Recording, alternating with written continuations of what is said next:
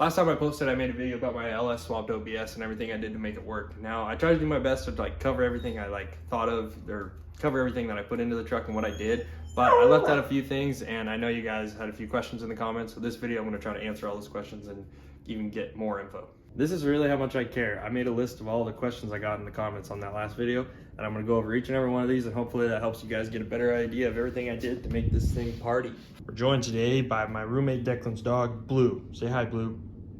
All right, so one of the first questions I got was about radiator and fan mount. So this radiator is out of a 1990 Chevy 454 SS OBS truck, and it went right in, no problem. I had to get a little bit wider rubber bottom mounts, and I also got these wider upper rubber mounts. These are both from Napa. This part right here is something my roommate and I built just out of a piece of sheet metal. We bent it all up to make it work. So I just tied it into a factory hole there.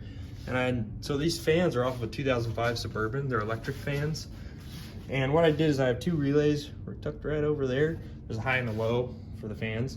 And they made a little connection point on the back of this bracket right here to make it work, and zip tied it down on the bottom so it stays flush. And what's nice too is this is a factory 5.3 radiator hose, and it just works perfectly with the radiator. Also the lower one, where is it? There it is. The lower one is also a factory 5.3 part, and it lines right up, no problem. All right, the next thing I want to talk about is trans and T-case shifter linkage. So the shifter, let's talk about that first. So this truck is a column shift, you know how that works. And the 4L80 was kind of the same way, except in the newer gens of those trannies, they use cables instead of like shifter linkage like they did in this truck.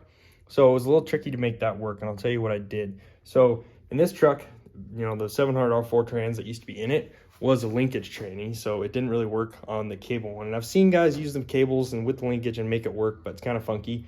So for some reason, I don't know why no one talked about this either. So my trans linkage actually from the 700R4 bolted right up to the 4L80E. So I'm gonna get on here and get a light and kind of show you that. Okay, I forgot how low this truck is, and you literally can't even crawl under it to take pictures of stuff. So I'll just describe what I did. So my front drive line ended up coming really close to the actual stud on the trans that connects to the linkage. And what I had to do is kind of trim the end of that off, probably like 1/4 inch, 1/2 inch of material off the end of that so it didn't hit the drive shaft. And on those 4L80s, they have like a shifter, it's a threaded rod that sticks out, and there's like 2 flat sides on it. And what I did is I took the factory linkage from the OBS, slipped it over that stud, put the nut on, and it worked. So pretty simple there. It took some messing with to get right. The only thing a little weird, which I haven't really figured out yet because I haven't dug into it very much, which I need to, is so from park, reverse, neutral, drive, and third all work great, like on the shifter. When you get past third and like second and trying to drop it down more, it kind of like, I don't know if it like binds up or what's going on, but I need to look into that more because I kind of want to hold it in first when I want, but you can just feel it kind of bind up. But that's something I'm going to tinker with later on. So what I originally was trying to figure out all that trans linkage stuff, I thought I had to buy some aftermarket stuff, make my own, blah, blah, blah. And I ended up trying out the factory stuff and it worked. So I don't know. All right, next up is fuel system. So I'm not really gonna take videos of underneath the truck because like I said, it's kind of a pain to get to, and I'm just gonna describe what I did. So in the last video, I put a part number for a fuel pump for this truck, and that's the one that's in it right now. I had a different one in it before. It wasn't making the per rail, but this one seems to work great. As far as injectors and the motor side, everything's stock. All it has is full AN lines. So I got the line off Summit and all the right fittings, and all the fitting numbers are also at the end of my first video for the fuel system. So it's just full AN. It makes, you know, 58 PSI at the rail. And also there's in that parts list in the first video, there's 2 part numbers that are like connectors, or they're AN fittings, but they slip onto the factory connections on the tank. And the only thing I had to modify, which actually I had a problem with this at first because my fuel tank kept gaining pressure and all that. So I had to buy an aftermarket tank, I forgot what they're called. I think they're tank vents, and it has like a check ball in it. And so that's sitting like kind of right up here next to it. It's coming off the tank, so the tank doesn't get pressurized, because I ripped out the whole carbon filter or whatever, all that crap. I ripped all that out. So I'm pretty sure that was the line that went to it, and I just put a vent on it and it runs great. Some guy asked about the cold air intake on this thing. Now, I don't know much about it. It's some spec tray. I bought it in a parts deal and it works. I'm not a huge fan of it. You can see it's sitting on my AC. I need to build a real box for this thing. This was just kind of to get it running sort of thing, and I had to do some weird adapters here to make the map sensor fit. But yeah, just some cheap Amazon spec tray. She may be low, but that shifter's still there. Now, but somebody asked me about how I got the 4x4 to work on this truck, and that actually took some messing with too, and I didn't have 4x4 working originally, even though the axle and everything was still there. So I had to get the driveline made. I already talked about the T-case in my other video. I think he was more referring to the wiring. So there's actually, when I tore apart this factory harness, there was like a partial harness that went to, it was from that shifter to the front diff. I think there was 2 connectors up front and 1 on the T-case tunnel. There's a connector right underneath that shifter on the tunnel underneath.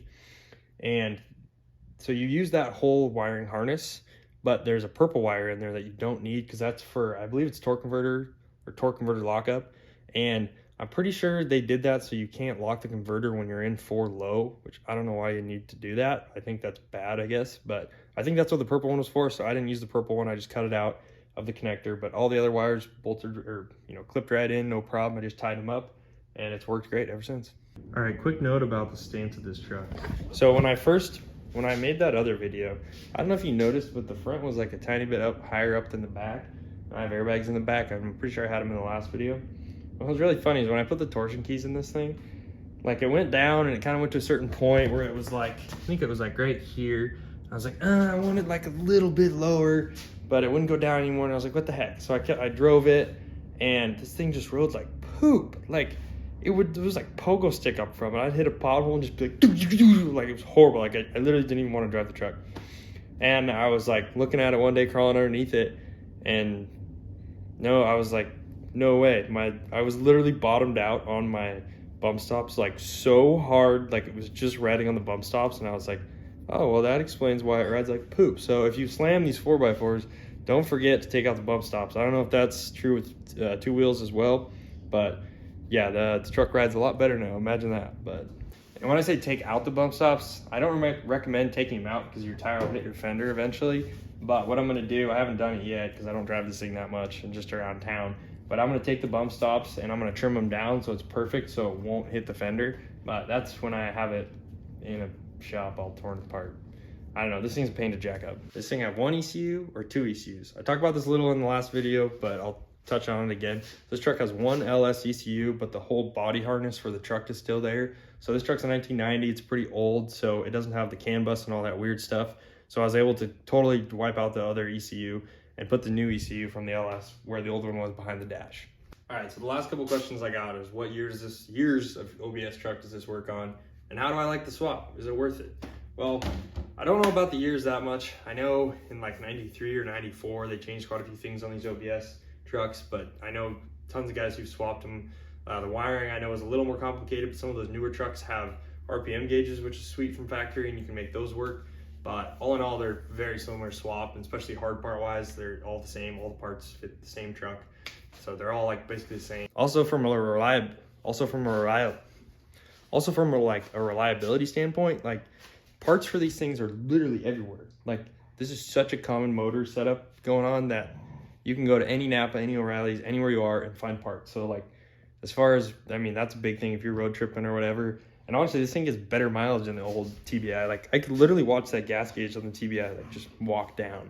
It was so bad, but this thing definitely doesn't do that bad. One of the last things I want to talk about is I got a few questions about how do I like the swap? Was it worth it? Blah, blah, blah. So I drove this truck for like, I don't know, like a couple months or something like that before I swapped it. Well, it was probably even longer than that. It must have been like 6 months or so. Just totally stock TBI, blah, blah, blah. And I mean, it was cool truck to drive. It definitely wasn't fast, had no top end at all. It was a little peppy from the start. Like if you nailed it from the stop, it'd kind of spin one tire. It was like, oh, but honestly, as far as like driving it wise, this thing, like the way it starts up, runs, idles is just like perfect. It always just boom, just every time. Like EFI is amazing, and it's great. As far as like the 5.3 and the 4L80, I think the gearing in the 4L80, which I know is true, I've heard many people say it, is a little high.